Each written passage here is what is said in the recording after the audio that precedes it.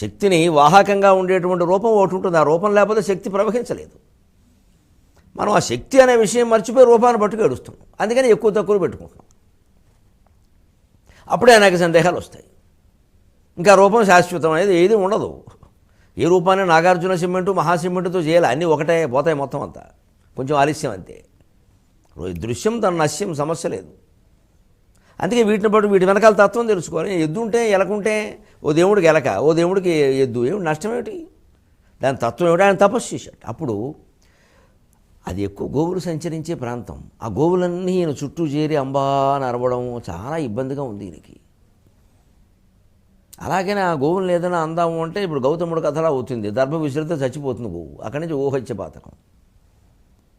కానీ ఎలాగ తపస్సు చేసుకోవాలి? ఈ పశువులనే వండడానికి వీల్లేదు. ఇవేమో వాటి సహజ ప్రవృత్తి ప్రకారం అంబా అంబా అంటున్నాం, ఎలాగిది అని ఆయన మనస్సులో సంకల్పిస్తే ఓ గోపతి పుట్టాడు అక్కడ, ఎద్దు. అదే నందీశ్వరుడు. అంతే.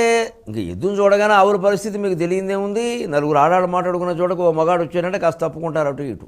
ఇప్పుడు తప్పుకోవట్లేదు, అది వేరే విషయం. ఆడాళ్ళు వస్తేనే మగాళ్ళు తప్పుకుంటున్నారు.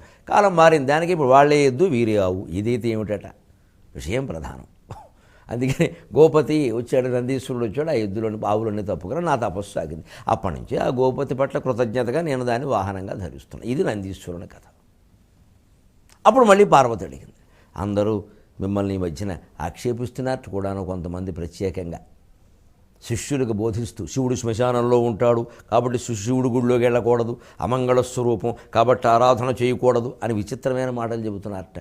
నాకు కూడా అవమానంగా ఉంది. నాథా ఫలానా ఆయన భార్య అని చెప్పుకోవాలంటే మరి శ్మశానంలో ఉంటారంటే అసలు ఎందుకుంటారో ఆ విషయం చెప్పండి. మోక్షపరులు శుచిస్థానముగ ప్రశంససేయుదురు విజనత్వ విశేషమెరిగి కాన ఇంపై శ్మశానంబు మానసమున నొలసే కాన నింపై శ్మశానంబు మానసమున నొలసే కావున నయ్యడనునికి గలిగే దేవి కావున అయ్యడనునికి గలిగే. ఎవరు శ్మశానం తక్కువ అనేది అర్థం లేని మాటలు. అందరూ చేరేది అక్కడ కాదు. నిజంగా మోక్షకాంక్ష ఉన్నవాడు, జ్ఞానం ఉన్నవాడు శ్మశానం కంటే గొప్ప ప్రదేశం లేదని ప్రశంసిస్తాడు. మోక్షపరులు శుచిస్థానముగ ప్రశంససేయుదురు.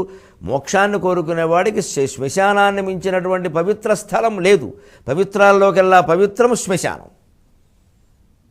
ఎందుకంటే అందరినీ సమానంగా చూడగలగడమే పవిత్రత అంటే అర్థం. ఓ ముడుచుకుపోవడం, మూసుకుపోవడం కాదు. వారిని ముట్టుకొని వీరిని ముట్టుకొని పవిత్రత కాదు. ఎవరిని ముట్టుకున్నా ఏమీ కాని స్థితికి మనం చేరుకోవడం పవిత్రత. పవిత్రత ఇంకోలా విడదీయండి. పవిత్రత, పవి అంటే వజ్రాయుధం, పవేహి త్రాణం పవిత్రత. వజ్రాయుధం నుంచి కూడా కాపాడుకోగలిగింది ఏది? మన శీలం.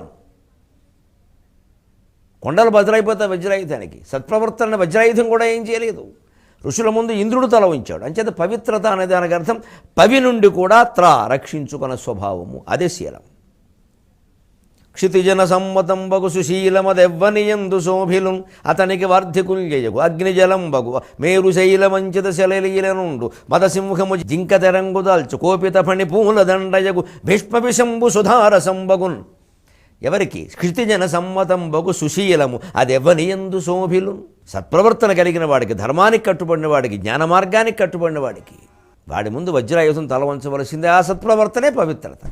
ఊరికే మడి దడి బట్ట కాదు ఇక్కడ పవిత్రత అంటే. అది అలా మారాలి. అలా మారకుండా ఒట్టి బట్టకు మిగిలిపోతే ఇంకా అజ్ఞానం మిగులుతుంది, చాదస్తం మిగులుతుంది. తడుపుకోవడం కట్టుకోవడం నీళ్లు గారుతూ ఉంటాయి. మన బతుకు కూడా నీరు గారుతుంది. ఈ పవిత్రత దేనికి? ఎవరిని ముట్టుకున్నా ఏమీ కాని స్థితికి చేరాలి. ఈ వీరిని వారిని ముట్టుకోకపోవడమే గొప్పతనం అంటే అజ్ఞానంలో జోరు మనం అస్పృశ్యులు అయ్యాం.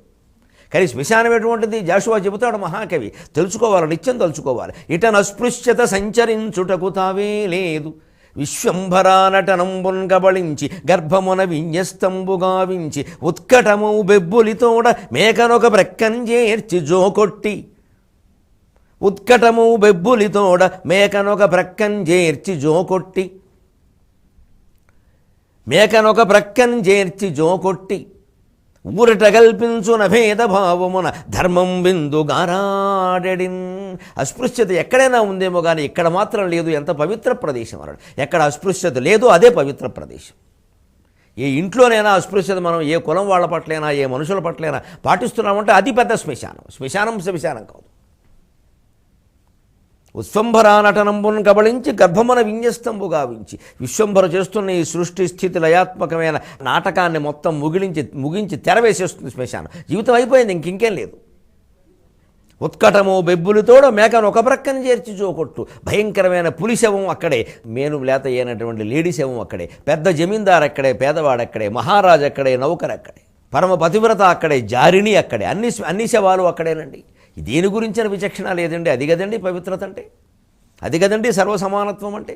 మోక్షపరులు కోరుకోవలసింది అది కదండి. దాన్ని ఎందుకంటే అంత ద్వేషిస్తాం? కనీసం రోజుకు ఒక పావు గంటనే శ్మశాన వేళల్లో వెళ్ళి కూర్చుంటే, పదవీ విరమణ చేసిన పెద్దవాళ్ళు ధైర్యంగా హాయిగా శ్మశానంలో ఓ సమాధి మీద కూర్చుంటే, అవసరమైతే ఇంటికి వచ్చి స్నానం చేయొచ్చు, ప్రమాదం వెళ్ళా. జీవితం అంటే ఏమిటో అర్థమవుతుంది, ఏ ధోరణికి వెళ్ళాలో అర్థమవుతుంది, గొప్ప తత్వం తెలుస్తుంది.